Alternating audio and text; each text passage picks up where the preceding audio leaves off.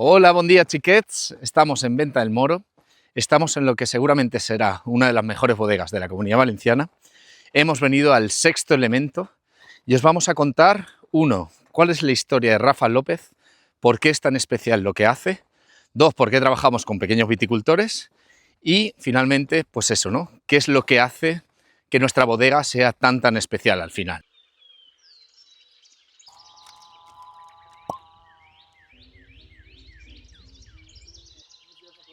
Buenos días. Que sea fácil. Que fuera ligerito, pero que tuviera expresión.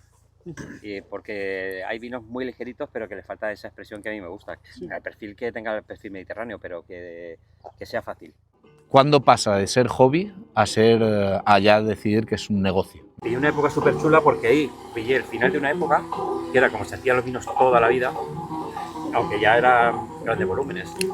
Pero primero hacíamos la levadura un poco como el pan, la levadura autóctona, y luego ya empezaba la vendimia. Estábamos una semana trabajando toda la uva, la pasta ahí, hasta que empezaba a fermentar. Me asomé al pasado, por decirlo de alguna manera. Qué guapo, tío. Y ya al cabo de los 8 años, que ya terminé de estudiar y ya ya no había nada de eso. Ya estaba la enología moderna y estaban todos los productos químicos, estaban levaduras de laboratorio modificadas genéticamente, estaba todo ahí ya cerrado. Y por otra parte, en la viña también estaba cambiando todo, porque teníamos el cultivo tradicional como este. Bueno, esta viña es ya muy vieja y nadie la quiere, y la tengo yo porque si no estaría ya... Bueno, ¿Pero la de 50 años o la otra? La de 50 años igual, y la otra de 90 años pues estaría igual, abandonada, porque no da el volumen de uva suficiente para... Cuanto más años, más baja la producción, ¿no? Bueno, no sé si es exactamente eso. Hace 50 años se sabía cómo se hacía vino, pero hace 100 se sabía mejor o algo así, ¿no? Sí. Es como... que puede ser que sea ese salto generacional que dices Sí. de tu... Claro, en el pueblo nadie sabe cómo se hace vino ya, solo los que están en la bodega. Y antes todo el mundo sabía cómo se hacía vino. La sabiduría popular y necesaria. Y se perdió. Y ahí empecé un poco preguntando cómo se hacía, la gente mayor, recuperando, pero no llegaba. No llegaba a... Te habías quedado en ese impasse, en ese punto de transición. Se había perdido un know-how ahí súper chulo. Y empecé con 3 barricas en casa. Y mi padre, 3 barricas, ¿dónde vas? No sé, digo, para empezar. Y hice 3 barricas de vinagre. Al siguiente año hice una. Ya más comedido. Y por mi padre igual. ¿Otra vez vas a liarte con esto? Digo, bueno, es que, a ver qué. Y salió un vino. Está bueno. Pero parece que todos habíamos leído el libro del Nombre de la Rosa, este que te dejaba los dientes negros y la lengua negra. Todo era un cachondeo, pues era vino para los amigos. Y el vino estaba malo. Y digo, no, es que esta tierra no es buena para hacer vinos. Digo, la naturaleza nos la está regalando. La uva está buena. Claro. Y el vino está malo, algo falla. Somos nosotros, que no estamos hablando bien con la naturaleza. Claro. Y bueno, pues otro año más. Y digo, otra barrica. Y digo, no se me va a ir ni 1 milímetro esta vez de la elaboración. Ya verás, voy a hacerla fina. Y me voy a coger la enología y voy a hacerla. Y me cojo la enología y hago una barrica. Y fue tan cercana al método que hice un vino de cooperativa normal. Hostia, esto es otra vez lo mismo. Digo, esto ya no.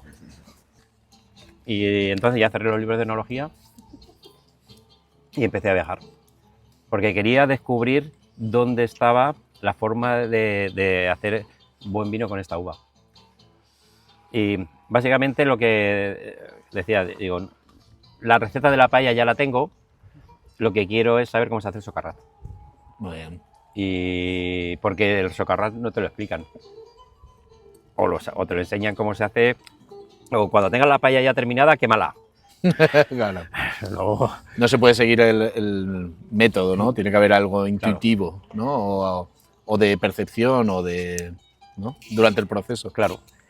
Y ahí estuve viajando y me fui, encontré las elaboraciones que había en el Mediterráneo, aún quedaba Italia. De allí me traje el punto de maduración, en la zona del Piamonte, el punto de maduración de la uva, que aquí siempre lo estábamos llevando demasiado temprano. Porque con el cambio climático, bueno, antes los vinos, los grandes vinos tenían 12 grados y medio, ahora están en 14 y medio, 15.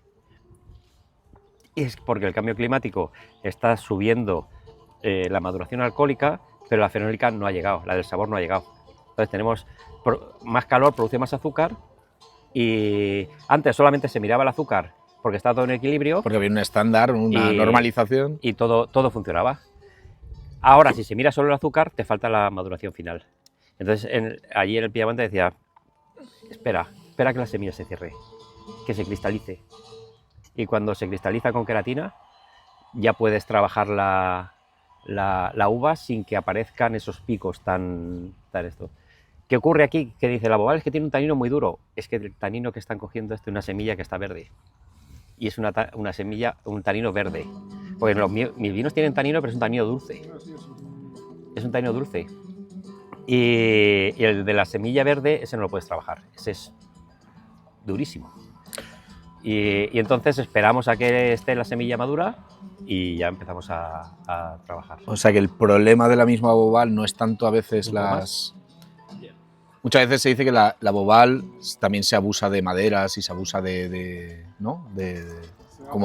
Como darle... La botella para allá. Querer darle aún más cuerpo de lo que tiene, pero no es solo eso, sino que está verde la semilla. Está verde la semilla. Y entonces, ¿cuál es el fruto de la vid? La vid no es la uva. La misión de la vid es reproducirse. El fruto de la vid es la semilla. Cuando vamos a vendimiar, lo primero que probamos la piel, probamos el ollejo, pero lo primero que pruebo es la semilla. Yo no había escuchado eso hasta ahora. Nadie me había... O sea, en todo el tiempo que llevo... Claro. Siendo de vino, la primera persona que me dice eso... Porque este es un poco interpretar el lenguaje de la naturaleza. Mientras la planta está trabajando, su madre lo hace mejor que yo. ¿Para qué voy a adelantar el parto? Lo que tengo que hacer yo en bodega es intentar conservar lo que ella me regala. No voy a mejorar eso. Y entonces, mientras está trabajando, yo espero. Está haciendo cosas. Me lo está haciendo gratis. Brutal. Y ¿Qué buscas en la semilla? busco que la semilla ya esté crujiente, que esté cerrada, esté queratinizada y que no sea así tipo goma, sino que crack. Que muerda. Que muerdas y sea un tipo turrón, ¿no? Que ya crack. Y ahí ya se ha cerrado. Y entonces ya podemos empezar a cortar. Tiene muchísimo sabor, más sabor, porque claro, la planta cuando la semilla está metiéndole sabor para que vengan los animales y se la coman. Entonces eso es lo que yo estoy buscando, todo ese sabor que está dando su madre. Y ese punto de la semilla, ¿cuál va a ser la diferencia entre una uva muy buena y una uva muy buena que la semilla ya esté crujiente? El umami. ¡Wow! Dios. Esa es la diferencia. Que tenga sabor, que esté bueno o que te pongan los pelos de punta. Claro, si tú tienes una semilla verde porque no la has cogido en el punto y encima le metes el método francés, que es extracción, extracción, extracción, estás extrayendo y estás sacando unos vinos imposibles. El método francés, te puedes hacer el vino en 10 días o cosas así, o una semana, ya has hecho toda la extracción. Vale. Nosotros hemos vuelto a utilizar el lagar. Vale. El método francés son grandes tinos y sombreros muy gruesos y que están lavando sin parar, y nosotros utilizamos el lagar, que son sombreros mucho más finos, pero mucho más en contacto con el líquido. Y entonces nosotros, en vez de estar en extracción, extracción y remontado tras remontado, estamos en infusión. En el tiempo, ¿cuánto es el tiempo que pasa? Pues pasamos de una semana a 3 meses. Eso es de aquí, pero luego el punch que le di viene de la Toscana y el Véneto. Pequeños productores que había allí que me dieron voy cogiendo florecitas, ¿no? Soy un poco un arqueólogo de la enología que va buscando por ahí y voy cogiendo florecitas y voy incorporando al proceso. Pero ahí en la Toscana y eso, o sea, te saliste del método de producción francés? O sea, empezaste a encontrar ideas que Sí. no eran del método tradicional. No, en los pequeños. En los pequeños. Yo cuando estaba en Francia, una de las primeras preguntas que yo hice cuando empecé a aprender a cocinar fue, estábamos haciendo un fumé de poisson, o sea, un caldo de pescados, y claro, y lo primero que dije es, ¿por qué le ponéis cebolla? Y la gente me decía, porque se hace así. Decía, ¿por qué le pones vermut? Ponía un chorrito de vermut, porque se hace así. ¿Por qué le pones zanahoria? Porque se hace así. ¿Por qué lo cocinas tanto tiempo? Porque se hace así. Tuve que pasar 5 años para que yo entendiera que el vermut era ácido, que la cebolla es dulce, que la... ¿Me explico? Y es un poco como... Yo a día de hoy no se me ocurriría hacer un caldo de pescado con vermut, ¿no? Simplemente cogería... yo parto de la base de agua y pescado. Y luego, dependiendo hacia dónde yo quiera ir, voy a ir añadiéndole. Dependiendo el plato final, cómo vaya a ser, voy a ir poniendo unas cosas u otras. Pero ¿por qué tengo que ponerle vermut si el resultado final no va a ser favorable con el vermut? Pues esto pasa lo mismo aquí. Claro, ahora que me he ido a hacer vino a la Ribera del Duero, que estoy en otra casa, pues el tema es que allí el concepto de hacer vino es diferente al mío. Y se hace el vino así, digo ya, pero el concepto es diferente. Y entonces tengo mucha suerte porque la persona con la que estoy trabajando allí tiene la mente muy abierta y estamos disfrutando haciendo el vino y está aprendiendo, estamos los dos aprendiendo uno de otro, pero estamos compartiendo.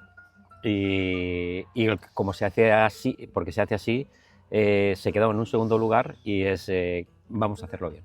Vamos a hacerlo bien, no, vamos a hacerlo a nuestro estilo. Claro. Sacas, cuando ya aprendes todo eso, sacas enseguida un vino natural compensado. Yo no sabía que estaba haciendo vinos naturales. Tampoco sabía que estaba haciendo vino biodinámico. Toma ya. O sea que llegué ahí un poco casi que por la puerta de atrás o por la puerta grande, porque yo no buscaba ese marchamo de Esa etiqueta. de etiqueta, ¿no? Yo quería hacer eso. Y cuando descubrí la biodinámica me quedé flipado. Digo, pero esto es un libro que es el lenguaje de lo que yo estoy haciendo y lo que pasa es que mi lenguaje es particular para aquí. Porque aquí, cuando se vivía en comunión con la naturaleza, la gente trabajaba a favor de, no a pesar de. Y entonces esto se tiene que hacer en esta luna, cuando vienes sopla viento de arriba y no sé cuántos, no pongas estiércol porque el estiércol luego si no, no sé cuánto les habrá pasado para llegar ahí. Claro. Y que eso les funcione. ¿Por qué les funciona? No lo saben. ¿Por qué la luna llena y Pero luego está la explicación científica de por qué pasa eso, pero pasa. ¿Sabes? Ellos saben qué pasa. Y entonces yo tenía esa forma de trabajar y cuando veo el libro de biodinámica y digo, ostras, digo, si esto es lo que hago yo, digo, pero lo han traducido aquí, digo, para poder hacerlo en todo el planeta, no solo en mi pueblo. Y está fenomenal. Claro, aquí hay una parte que la ciencia no llega o no llega a encontrar la explicación, pero eso ocurre, pero llegará. Cuando la ciencia no está, aparece la superstición, pero la ciencia va a llegar a explicar todas las cosas que está pasando en la biodinámica porque ocurren. Rafa, el primer sexto elemento, el primer vino. El primer vino sexto elemento... Sexto elemento ya consideramos que ya has aprendido todo lo que tienes que aprender. Sí. Y empiezas ya a ir hacia esa dirección de entender la naturaleza. Claro, empiezo a recuperar todo ese know-how que he aprendido y lo pongo en práctica. Y es cuando, después de probar la uva y hacer el vino, lo pruebo y digo, aquí estás, ya te he encontrado. Y me ha costado años llegar a encontrarlo. Y fue 4 años después de empezar a hacer vino. ¿4 años? Mm. Hostia, muy poco, ¿eh? Sí. Claro, tienes que saber de hacer vino. Y cuando ya empiezas a esto, pero ahí fue donde ya encontré. Pero cuando encontré realmente el sexto elemento, fue 3 años más tarde, que seguía trabajando todas esas técnicas y ya las conseguí ensamblar bien y ya empezaba todo a funcionar bien. Porque al principio era un sexto elemento que estaba la expresión de la uva, pero le faltaba. Y ya llegó el 2009 que dije, este es el punto en el que quiero trabajar. ¿Cómo recibe Valencia el sexto elemento? Pues lo recibe de una manera muy curiosa, porque Yo no quería tener una bodega, ni hacer vino para los demás, era vino para mí. Y como era vino para mí, pues hacía estas cosas. No tenía esos complejos del mercado, ni tenía que vender, ni tenía que hacer nada. Y yo estaba en la asociación de sumilleres y hacíamos reuniones, cuando estábamos en la directiva, pues nos juntamos en algún restaurante para hacer la reunión y demás, y siempre llevábamos alguna botella. Y venga, Rafa, tráete tu vino tal. Digo que no, que me parece... Me daba un poco de vergüenza de sacar mi vino ahí a todos los sumilleres y demás, y digo que no. Y venga, va, tráetelo. Y me voy a enseñarle el vino, y abren la botella y dice, ostras, yo quiero este vino para mi restaurante. Digo, no, pero hago una barrica, digo, llévate. Y dice, no, lo quiero para el restaurante. Digo, es que claro, esto es un vino que está hecho en casa, no tiene la legalización que tiene que tener, porque al final es un producto alimentario. Y dice, bueno, pues hazlo y te compro vino. Hostia. Y digo, pues nada, voy a... Y el garaje de casa lo legalicé y convertí el garaje de casa en bodega. Y empecé a hacer vino en el garaje y empecé a vender vino en Valencia a través de los que ya conocí. Y fue ¿Hace cuánto que fue ese punto? Esto empecé en el 2009, 2010. Y empezó un poco también como hobby, porque yo estaba trabajando en Valencia en otras cosas y esto era hobby. Y iba haciendo más, y yo quiero más vino. No hacía promoción, sino yo no vendía vino, me lo compraban. Y yo quiero más vino, y digo, bueno, pues hago un poco más. Y compraba más barricas, y hacía un poco más, y lo vendía todo. Y digo, ¿pero qué pasa? ¿Que no hay vino en el mundo o qué? ¿Que tenéis que comprar mi vino? Dejarme tranquilo, estoy aquí yo haciendo el vino tranquilamente para disfrutar. Y más vino, y al final esto iba creciendo, y el tiempo que yo tenía con el otro trabajo era el que tenía y limitado, y fines de semana, vacaciones, dedicaba a esto, y al final dije, se acabó, hay que venir aquí. Pero podía haber sido, se acabó, ya no hago más vino, pero no. No, Decidiste esto es una historia de irte. amor. Esto es una historia de Ya amor. no había marcha atrás, ¿no? No había marcha atrás. Qué bueno. Y es como tú estás aquí trabajando y tu corazón está latiendo por otra persona en otra parte, y coges y dejas aquí todo y te vas a vivir a la otra parte donde está la otra persona. Pues esto es un poco así, ¿no? Buenísimo. Y me lo dejé y me vine aquí a hacer vino, a dedicarme a esto. Y ¿Cuándo aparece el primer blanco? ¿Y cómo y por qué?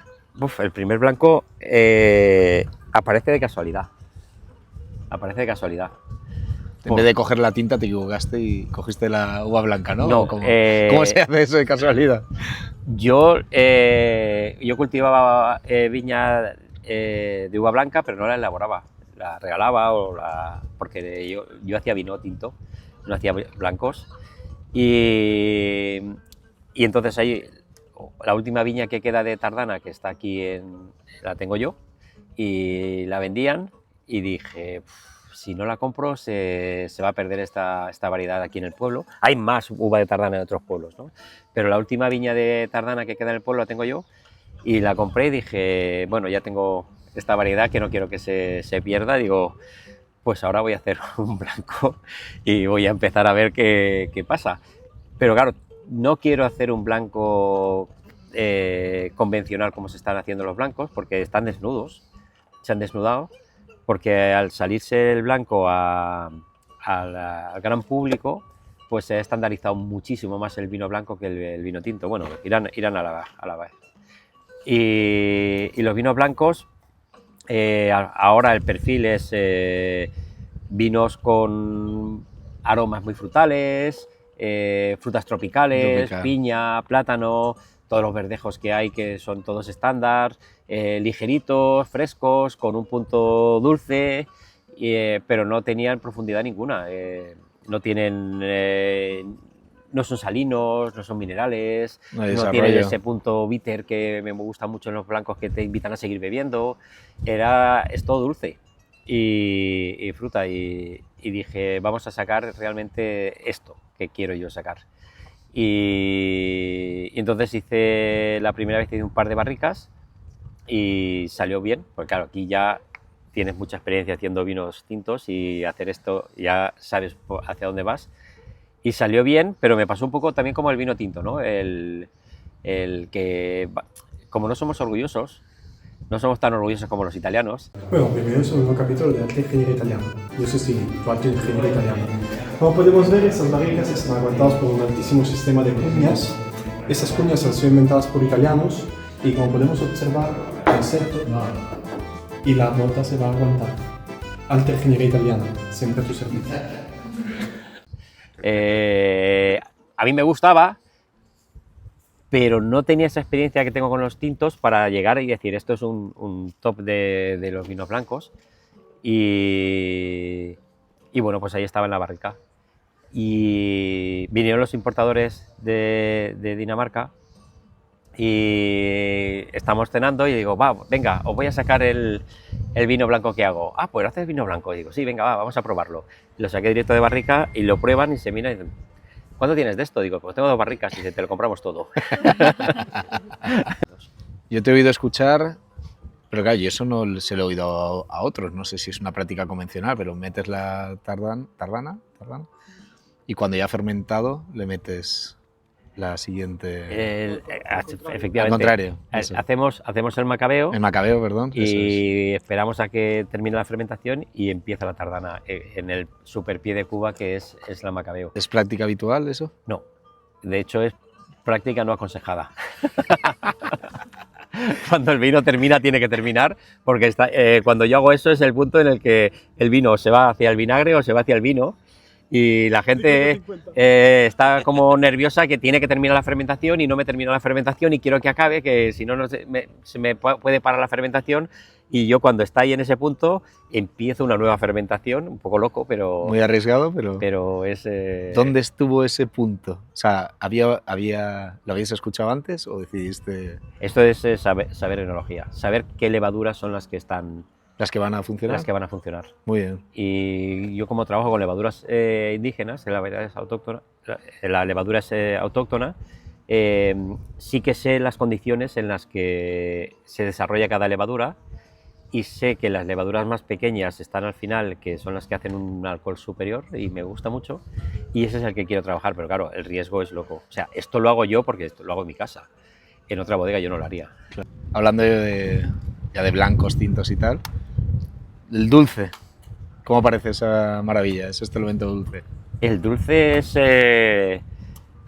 Esto sí que es una historia de amor, el dulce. Yo tenía los vinos blancos, yo cultivaba uva blanca, pero no la elaboraba, y entonces cuando terminaba la vendimia de la uva tinta, pues me acercaba a la viña y digo, madre mía, si está aquí toda la uva aún, está abandonada, y digo, y se está pacificando, y quería hacer un vino dulce, pero no me terminan de gustar los vinos dulces que tienen mucho azúcar. Y entonces probaba la uva esta y digo, ¡buah, es sabrosísima! Digo, vamos a recogerla, no vamos a dejarla perder. Y esto era noviembre, cuando estábamos vendimiando. Que esta uva se vendimia a principios de septiembre. O sea que estuvo 2 meses en la planta y terminando de pacificarse casi. Y entonces ahí me gustaba mucho los Tokai y los Sauternes más que los vinos dulces de Málaga, que son más, o los Pedro Jiménez, que son postres líquidos. Esto es, lo pruebas y es buenísimo, pero no me cuesta beber 2 o 3 copas de ese vino. Y quería hacer un vino dulce natural, no quería añadir alcohol como se hace en Oporto. Y digo, pues vale, vamos a pacificar la uva y vamos a dejarlo al final que esté. Y como no tengo la deshidratación, la hemos hecho con el sol, no la hemos hecho con un hongo como un Tokai, me podía permitir macerar. Porque si maceras mucho tiempo una uva que tiene hongo, pues al final el hongo aparece. Y aquí no, aquí la uva estaba sana. Y entonces empleé el método de Tokai, pero las maceraciones las hice muchísimo más largas, hice maceraciones de 300 días. Yo no tenía previsto, no tengo método, ¿no? Voy a cata. Claro. Y entonces veía que esto iba bien, iba catando y dejaba la uva y pasaba un mes, pasaba otro, y así pasaron 300 días. 300 catas. y digo, pues esto sigue estando bueno, no se estropea, y y lo podemos mantener, pero ya subía la temperatura, que ya estaba el verano y demás, el mes de julio, y digo, me da un poco de miedo esto. Digo, ya hemos llegado hasta aquí, digo, yo creo que ya está. Y entonces prensé y me lo llevé a barrica, y en barrica fue maravilloso, y me gustaba mucho el fondillón también. Y entonces, año tras año, he ido acercándome más al fondillón y trabajamos también con el método de soleras, o sea que es un mix ahí de elaboraciones súper chula. Solera, pero vuestra no, claro, vas sacando... Empezamos sin solera y ahora ya vamos teniendo soleras y estamos a caballo entre un tocay, un fondillón y trabajando con las soleras y haciendo cosas, un dulce súper curioso, que es lo que estamos sacando. Al final es umami puro. Y bueno, entra, yo creo que la última, entra La en... última era la otra, ¿eh? ¿Él? La última era la otra, ¿eh?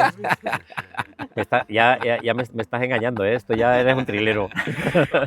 Entra el sexto elemento en el maridaje de Noma. ¿Es así? Entró primero el David y Goliat. David y Goliat entró en el maridaje de Noma. Sí. ¿Cómo te enteras tú? Me entero porque me mandan una foto. Ah, muy bien. Porque el sommelier del Noma, Cató, el distribuidor de Dinamarca es maravilloso. Y tienes allí, vas a su casa y tienes 200 botellas abiertas para catar. Y la gente cata y se lleva el vino que le apetece. Y cataron estos vinos y se lo llevaron el David y Goliat al Noma. Y el último que ha estado, no sé si está aún, es el dulce, que era el que cerraba el menú de degustación del Noma. Toma ya. ¿Cómo te quedas tú? Pues como no somos orgullosos, digo, pues vale, pues está bien. Pues vale. Pero claro, y al final ya coges dimensión y digo, pues no está mal, estamos haciendo las cosas bien, ¿eh? Está... Buen camino. Pero el respeto está en el disfrutar. Toma. O sea, el único vino tinto de la Comunidad Valenciana que está en la carta del disfrutar es el respeto. Toma ya. Y claro, yo no me entero. Me entero por una foto que manda un amigo y dice, está en el disfrutar. Digo, ¿qué dices? Digo, ¿qué hace el vino ahí? Y lo ve, digo, está, joder. Y llamo al distribuidor, digo, estoy en la carta del disfrutar. Dice, claro. Y digo, no lo sabía. Dice, te lo dije hace 3 años, tío, tú no te enteras.